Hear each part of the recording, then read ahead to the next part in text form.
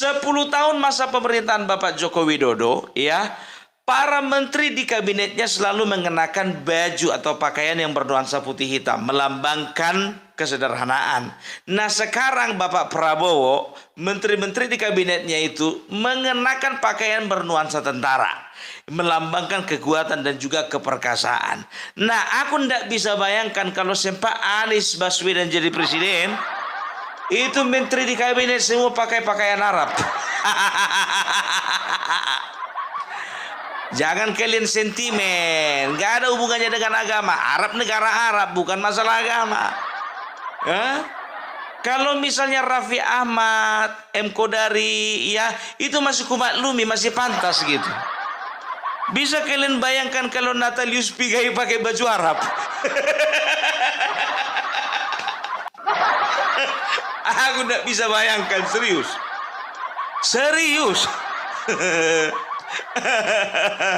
Aduh, tapi itulah ya, alhamdulillah presiden kita itu adalah presiden yang memang betul-betul bukan hanya mengutamakan pekerjaan, tapi juga mengutamakan estetik. Gitu. Jadi bisa dikatakan ya itu sesuai dengan kepribadiannya. Beliau itu kan seorang tentara, ya, beliau itu seorang prajurit. Maka tidak salah dong kalau misalnya para menterinya itu diberikan seragam bernuansa tentara, ya. Jadi ya sedikit-sedikit lah kan gitu, nggak juga pakai loreng tiap hari. Enggak, tenang aja kalian. Ya, nggak pakai PDL orang itu, enggak. Tapi uniknya, tahu kalian, baru ini presiden, ya, nggak tahu lah entah karena dia memang mantan tentara, ya, dan dia seorang prajurit, maka beliau itu mengadakan sebuah penggemblengan atau sebuah pembekalan, ya, di daerah Magelang yang mengharuskan para menterinya menggunakan pakaian-pakaian ala-ala tentara. Ya. Kalau aku jujur aja, aku pribadi sangat terkesima. Aku tengok Giring Niji pakai pakaian tentara luar biasa. Ibu Sri Mulyani juga pakai pakaian tentara luar biasa. Bapak Gibran juga pakai pakaian tentara, itu luar biasa, ya kan? Nah, di sebelah sana itu Ganjar kepengen kali pakai baju tentara. Karena jujur aja aku bilang sama kalian, terkejut aku waktu kemarin itu, kalau tidak salah debat capres. Entah debat capres pertama, kedua, ketiga, lupa aku. Iya kan? Datanglah si Ganjar ini sama si Mahfud MD. Itu pakai baju agak mirip baju tentara. Jaket tentara. Ya, makanya aku langsung ketika Bapak Presiden Prabowo, ya, memerintahkan setiap menterinya pakai pakaian ala tentara waktu pembekalan, aku langsung teringat sama si Ganjar Pranowo. Andai katalah si Ganjar Pranowo masuk ke kabinet, berhasil, tercapai cita-citanya. Iya, makanya gue bilang, kalau waktu itu dia ibaratkan tentara gadungan. Nah, kalau sekarang dia udah agak mirip lah, 50-50 sama tentara sungguhan, kan begitu. Ya, jadi ya oke lah kalau bisa dikatakan acara-acara seperti ini. Jujur saja aku bilang ya, waktu Megawati nggak pernah bikin seperti itu karena memang beliau bukan tentara. Joko Widodo juga tidak pernah bikin seperti itu pembakalan karena beliau memang bukan tentara, ya. Tapi SBY walaupun dia tentara, dia juga nggak pernah bikin seperti itu. Jadi kalau aku katakan ini adalah hal yang unik, ya, di mana pembekalan ini, ya, itu ditujukan untuk hal-hal yang positif, ya.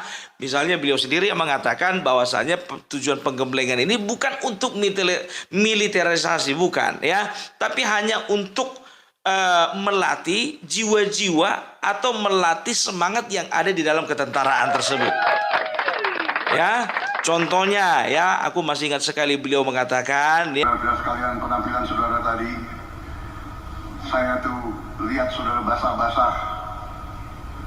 Saya pun mengajak para jenderal ikut basah-basah.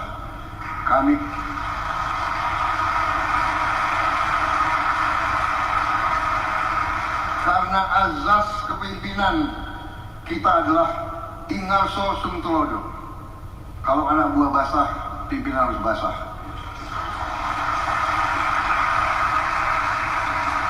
Kalau anak buah kepanasan, pimpinan harus kepanasan. Kalau anak buah lapar, pemimpin harus merasakan lapar juga. Itu adalah asas kepemimpinan kita. Kalau anak buah sakit, pemimpin juga harus sakit. Anak buah lapar, pemimpin juga harus lapar. Kalau anak buah keringat, pemimpin juga keringat. Jadi itulah yang ditanamkan seorang Prabowo kepada para menterinya. Artinya apa? Ya, artinya apa? Kesempurnaan di dalam leadership itulah yang ingin ditanamkan Bapak Prabowo kepada para menterinya, ya. Kalau aku katakan ini luar biasa karena apa? Karena dia sudah membuktikan, ya, dengan apa yang dia lakukan di dalam kehidupannya, mungkin lewat organisasi, lewat partainya dan juga lewat bisnisnya, usahanya, ya. Dia selalu menerapkan semangat-semangat militer dan juga bisa dikatakan cukup berhasil. Itu dia. Nah, tapi sangat disayangkan sekali masih ada muncul-muncul nyinyir yang mengatakan bahwasanya untuk apa bikin-bikin seperti itu? Itu kan menghisap anggaran dari APBN. Kalau misalnya muncul kau itu nggak bisa dijaga, nggak usah nyor duluan. Cari dulu informasi mengenai pembekalan itu diadakan di mana, kapan diadakan, persiapannya berapa lama, dan siapa yang mendanai, ya. Kalian tahu enggak yang mendanai siapa? Ternyata yang menjadi pendana satu-satunya itu bukan negara. Bukan diambil dari uang APBN, tapi merupakan dana pribadi dari Bapak Prabowo Subianto sendiri. Ya, kita dengar dulu penjelasan dari Hasan Nasbi berikut ini. Teman-teman media yang terhormat, hari ini banyak sekali masuk pesan WhatsApp ke HP saya. Pertanyaannya seragam. Apakah betul pembiayaan retreat di Magelang buat anggota kabinet Merah Putih dari hari Kamis sampai hari Minggu kemarin berasal dari Bapak Prabowo sendiri? Yang bisa saya sampaikan adalah begini. Persiapan untuk kegiatan ini sudah dilakukan jauh-jauh hari. Pembangunan infrastruktur di sana, mulai dari tenda, saluran air, saluran listrik, ruang kelas, ruang tempat rapat koordinasi kabinet, itu sudah dibuat dari 1 bulan sebelumnya. Dan pada saat itu tentu Pak Prabowo masih dalam masa transisi. Beliau tidak mungkin menggunakan dukungan dari Kementerian Pertahanan karena ini bukan untuk kegiatan Kementerian Pertahanan. Beliau pada saat yang sama juga belum bisa menggunakan dukungan dari Sekretariat Negara karena beliau waktu itu belum jadi presiden. Maksudnya belum dilantik sebagai presiden. Jadi karena melihat begitu pentingnya kegiatan ini dan beliau merasa sangat penting untuk menyatukan menteri-menterinya yang berasal dari berbagai macam latar belakang, golongan, partai politik, kelompok sosial, kemasyarakatan, bahkan beragam daerah, maka beliau memutuskan untuk tetap menjalankan ini sesegera mungkin. Dan untuk menjalankan ini, tentu beliau harus merogoh kantong beliau pribadi untuk mempersiapkannya. Jadi itu yang bisa saya sampaikan kepada teman-teman supaya bisa menjawab keingintahuan dan pertanyaan teman-teman media. Terima kasih. Luar biasa, ya. Jadi ini langsung dari Hasan Nasbi, ya, Kepala Kantor Komunikasi Kepresidenan, ya. Itulah enaknya punya presiden orang kaya. Nggak bisa kubayangkan kalau Pak Anies Baswedan dibawa itu menterinya ke padang pasir. Naik onta.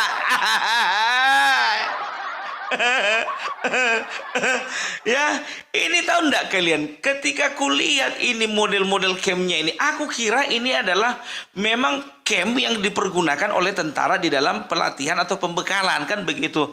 Ternyata beliau bangun sendiri dari awal gitu loh, ya. Dan kalau bisa dikatakan itu dananya nggak murah, itu besar dananya itu.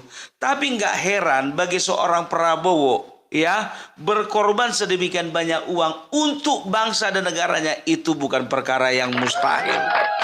Ya, Karena kita bisa lihat sendiri bahwa Bapak Prabowo ini betul-betul adalah tipe pemimpin, ya, personalitinya itu adalah orang yang murah hati, ya.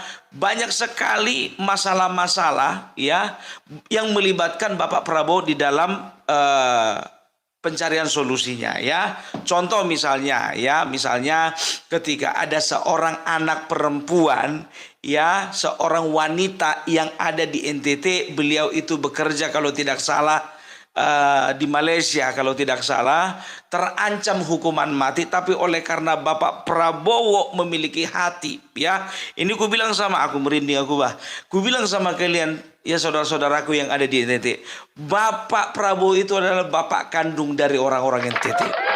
Kalau Bapak Jokowi, ya, adalah bapak kandung dari orang-orang, dari saudara-saudara kita di Papua, Bapak Prabowo ini bapak kandung dari orang-orang di NTT. Luar biasa, ya. Dia biayai sendiri, dia urus sendiri, dia cari pengacara yang terbaik, ya, sehingga aku lupa namanya, sehingga wanita tersebut boleh bebas dan boleh pulang kembali ke Indonesia. Ya, berapa kali bencana alam yang terjadi, ya, di beberapa daerah di Indonesia, termasuk di daerah Sumatera Barat, ya, yang bisa dikatakan jumlah suaranya kalah di sana, ya. Tapi dia tidak peduli kali itu. Dia menolong bukan karena orang sudah baik sama dia menolong karena memang dia ingin menunjukkan kebaikannya kepada orang tersebut. Ya. Makanya dikatakan orang yang banyak memberi itu biasanya banyak rezekinya, ya. Ya, orang sedikit memberi sedikit rezekinya. Itu. Tapi kalau orang yang banyak ngutang itu banyak dosanya. Siapa ya? Makanya udah ku bilang sama kalian, kalau cari presiden yang kaya, bukan tukang ngutang. Utang yang kemarin belum selesai, utang yang baru nongol lagi, ya habislah nanti uang itu diacak-acak untuk bayar utang. Iya kan? Logika dong. Oh, kok kau mengingatkan kepada seseorang, kalianlah yang ambil kesimpulan. Ya, jadi itu dia. Jadi kalau Bapak Prabowo itu, ya, coba bayangkan kalian, ya, Sumatera Barat. Di sana suaranya bisa dikatakan dikalahkan oleh suara Anies Baswedan. Begitu ada di sana musibah bencana alam, itu si Anies cuma kirim doa. Bapak Prabowo udah kirim ambulan, Anies cuma kirim doa. Aduh, itu dia, ya. Jadi nggak ada lagi yang bisa disaksikan dari seorang Bapak Prabowo. Apalagi ini untuk acara membekali para menterinya yang nanti akan membantunya untuk membangun Indonesia ini menjadi Indonesia emas, ya. Maka dia kalau dikatakan habis-habisan, dia pasti rela habis-habisan, ya. Itu bukti bahwasanya seorang pemimpin itu rela mengorbankan bukan cuma waktu dan tenaga, uangnya juga. Gitu loh, ya. Apalagi kita bisa lihat, ya, mungkin beredar di TikTok, beredar juga di YouTube, ya, dan juga di media sosial lainnya, betapa mereka itu di sana membangun chemistry, ya. Mereka sejenak tinggalkan keluarga mereka di kampung halaman masing-masing, di tempat tinggal masing-masing, mereka bersatu di sana, ya. Tentara seperti itu, ya, mereka akan menomorduakan keluarganya, mereka akan mementingkan atau menomorsatukan urusan negara daripada keluarganya. Itu yang dicoba ditanamkan Bapak Prabowo kepada para menterinya, ya, supaya ketika mereka menjabat menjalankan tugas nanti, mereka tidak mementingkan kepentingan pribadi, tapi mereka mementingkan kepentingan rakyat. Itu dia. Baru berikutnya apa lagi? Pelajaran banyak, ya. Pelajaran berikutnya lagi adalah berbicara tentang kebersamaan, ya. Kalau kita bisa lihat, ya kan, waktu kemarin itu Bapak Joko Widodo, ya, jangankanlah dulu sama menteri dengan menteri, sedangkan dia kemarin itu sama Bapak Yusuf Kala, sempat juga bisa kongsi. maunya acara seperti ini, jujur aja aku bilang, diadakan waktu zaman Jokowi kemarin. Biar jangan ada yang retak antara Bapak Jokowi dan juga Bapak JK, kan begitu. Itu dia, ya. Dan juga antara menteri satu dengan menteri yang lainnya kan begitu juga gontok-gontokan kan begitu ya, ada yang mendukung kebijakan presiden, ada yang melawan, ada yang pro, ada yang apa segala macam, terpecah belah ya. Nah, tapi kalau di sini mereka sudah melupakan ya, mereka dari partai mana, mereka backgroundnya bagaimana, dan juga titel mereka juga mereka lulusan dari mana. Tidak, mereka bersama di sana untuk membangun chemistry satu dengan yang lainnya. Jadi ketika mereka bekerja, bersinergi nantinya, mereka sudah bisa mengedepankan rasa kekeluargaan. Iya kan? Coba bayangkan kalian ya, ketua umum satu dengan ketua umum lain, walaupun kalian ketawa-ketawa ngelihat Caimin pakai baju tentara. Justru di situ sedapnya. Baru si Bahlil dengan badannya yang super kecil itu, super mungil, pakai baju tentara, disandingkan dengan Dito Menpora. Itu kalau didirikan orang itu antara bapak dengan keponakan, bukan anak, keponakan. Ya, tapi apa ya? Jadi mereka itu di sana mereka bersatu padu gitu. Jadi mereka belajar bagaimana mereka boleh bersinergi antara satu dengan yang lainnya. Ya, setelah itu apa lagi? Namanya tentara. Ya, di sana juga mereka itu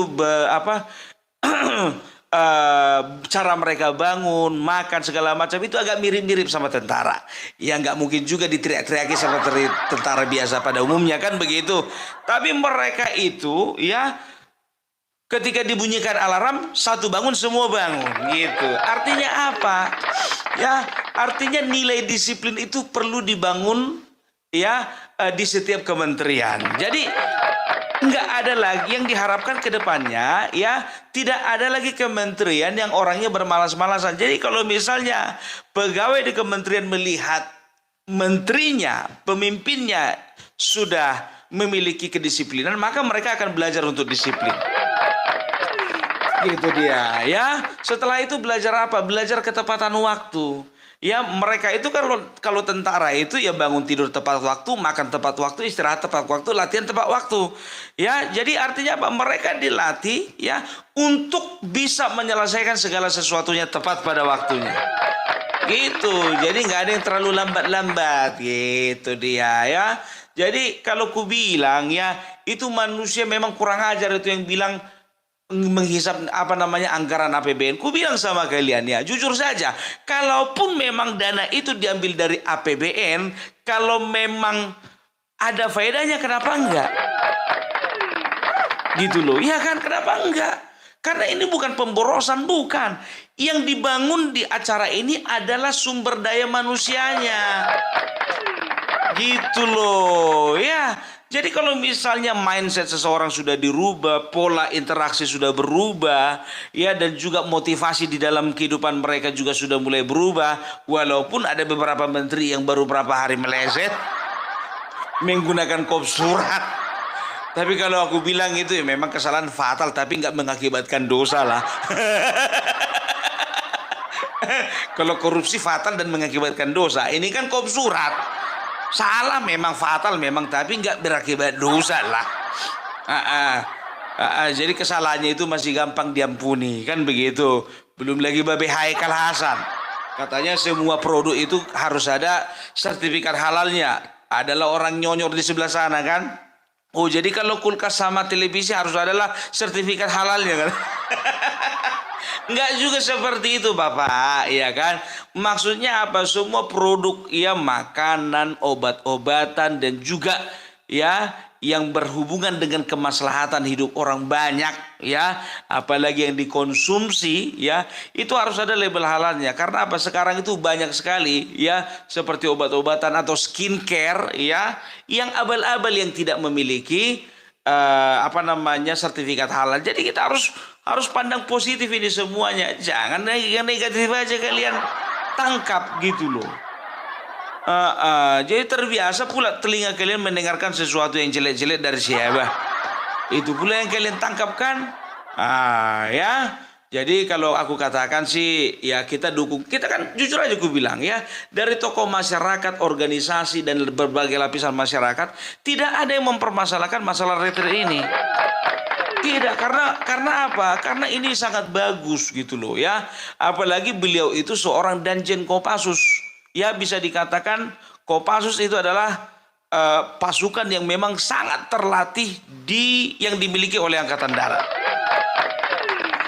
Gitu dia ya semuanya baiklah kalau dikatakan. Tapi kan ini kan punya kekhususan tersendiri ya. Cara latihan beda, pola istirahat beda, pola perangnya beda, ya strategi di lapangan juga beda. Dan itu yang diharapkan dari seorang Prabowo ya.